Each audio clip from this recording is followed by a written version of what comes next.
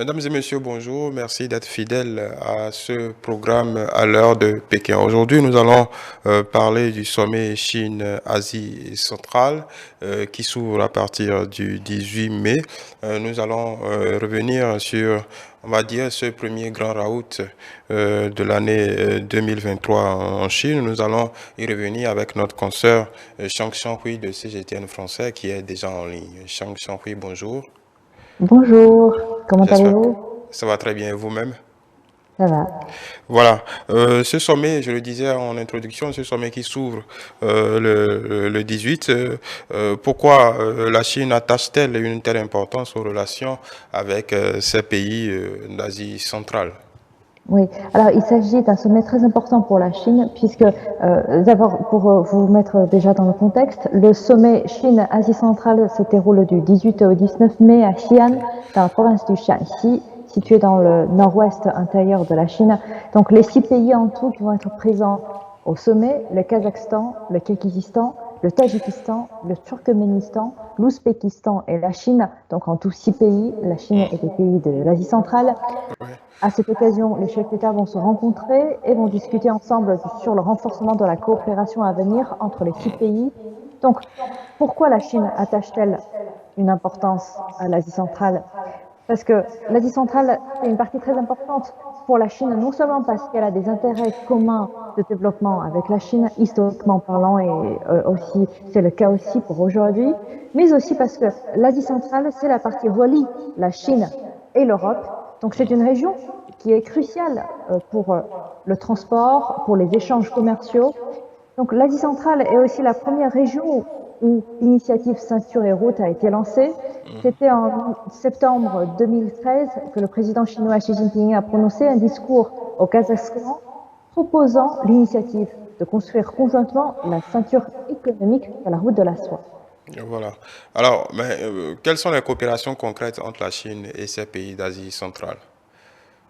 Il y en a beaucoup de différents genres de coopération, comme par exemple des coopérations culturelles, énergétiques, des coopérations de transport, des coopérations sur la sécurité régionale, ou encore aussi dans l'automobile, dans l'énergie, dans la métallurgie, dans la chimie, dans la pharmacie.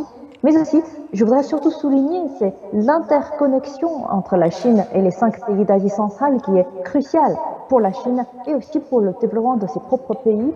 La coopération de l'infrastructure aboutit en effet à plus d'échanges commerciaux qui ne Oui. bénéficient pas seulement à l'Asie centrale, mais aussi au continent Eurasie. Alors, ce que je souhaiterais souligner, c'est non seulement l'infrastructure, mais aussi le fruit qu'elle apporte, puisque la construction d'infrastructures a aidé à réaliser l'interconnexion, tout comme des coopérations entre la Chine et des pays africains.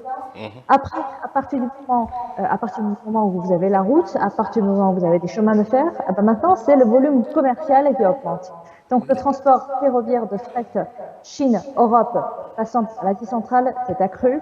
Et d'ailleurs, les trains ouvrent le marché chinois aux pays d'Asie centrale qui vont en même temps, qui est aussi en même temps une porte d'entrée sur le marché mondial. Et d'ailleurs, avec l'achèvement d'un certain nombre de projets d'interconnexion, on constate que la Chine et l'Asie centrale ont déjà formé un réseau de connectivité tridimensionnel complet couvrant la route, le chemin de fer, l'aviation, ainsi que l'éoduc et gazoduc, jetant donc une base solide pour maintenir la fluidité de la chaîne d'approvisionnement pour les chaînes industrielles asiatiques et européennes. Donc voilà, c'est vraiment l'interaction et la connectivité, la connexion de ces 2 parties entre la Chine, l'Europe, en passant par l'Asie centrale. Voilà, une dernière question. On peut se dire qu'en cette période de grande instabilité où en fait, les alliances géopolitiques sont plus importantes que jamais, la Chine fait peut-être bien, prend, en tout cas, essaye de sécuriser son pourtour immédiat et de renforcer ses liens avec ces pays dont elle fait coopération depuis fort longtemps. Il faut d'abord dire que la Chine a toujours été en très bonne coopération avec ces 5 pays de l'Asie centrale depuis déjà 31 ans. Et d'ailleurs, quand tout à l'heure je vous ai parlé de l'importance d'abord de cette connexion et Oui, aussi en effet, de créer ce genre de communauté, ce genre de coopération à travers les commerces. Par exemple, à travers les marchandises chinoises qui voyagent vers l'ouest dans les trains de l'Asie centrale, tandis que toutes sortes de marchandises d'Asie centrale sont également acheminées vers vers l'est, la donc en Chine. Chine. Oui. Donc, par quel itinéraire, justement? Par exemple, je vous donne un exemple concret sur la coopération logistique entre la Chine et le Kazakhstan. Donc, le Kazakhstan, le pays dans l'Asie centrale, et Oui. la Chine, qui est donc complètement à l'est du continent Eurasie. Et Oui. donc, en effet, les produits ou les marchandises de Kazakhstan vont en effet arriver en Chine et après, à travers des lignes ferroviaires à l'intérieur de la Chine, vont arriver à Liaoning dans dans la province du Jiangsu, c'est dans l'est de la Chine, au port de la mer. Et ces produits de Kazakhstan vont pouvoir passer d'abord euh, par ces lignes ferroviaires qui relient le Kazakhstan et la Chine, et ensuite par les chemins de fer, par les lignes ferroviaires à l'intérieur de la Chine, pour ensuite arriver au transport maritime avant d'atteindre le reste du monde.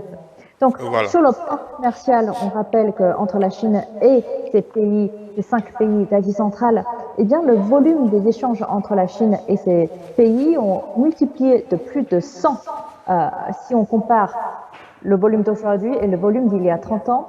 Et en 2022, le volume total des échanges entre la Chine et les 5 pays d'Asie centrale a dépassé les 66 milliards de dollars, avec donc un taux de croissance annuel moyen de plus de 15%.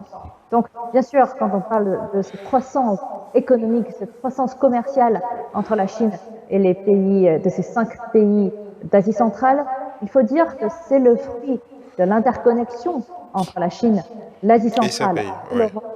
Et donc, c'est le noyau aussi, c'est le noyau même de l'initiative Ceinture et Route, dans le Oui. but de construire une communauté de destin pour l'humanité en reliant, justement, en créant ce lien entre de différentes régions. Et c'est ça, effectivement, qui aide non seulement pour le continent Eurasie, non seulement pour notre continent là où les Chinois vivent, aussi pour le continent africain, à quel point c'est important de construire des routes, à quel point c'est important d'avoir des chemins de fer installés sur le continent pour pouvoir relier différents endroits ensemble pour ensuite favoriser des échanges commerciaux, des échanges Exactement. humains, des échanges culturels. Exactement. Merci beaucoup. On aura l'occasion de faire le point à l'issue de ce sommet pour s'appesantir sur les décisions ou les grands projets, les grands enseignements de ce sommet. Merci, Chang Hui, pour ces informations sur ce sommet Chine-Asie centrale qui va s'ouvrir le 18 mai, qui va se tenir du 18 au 19 mai. Merci beaucoup et portez-vous bien. Merci.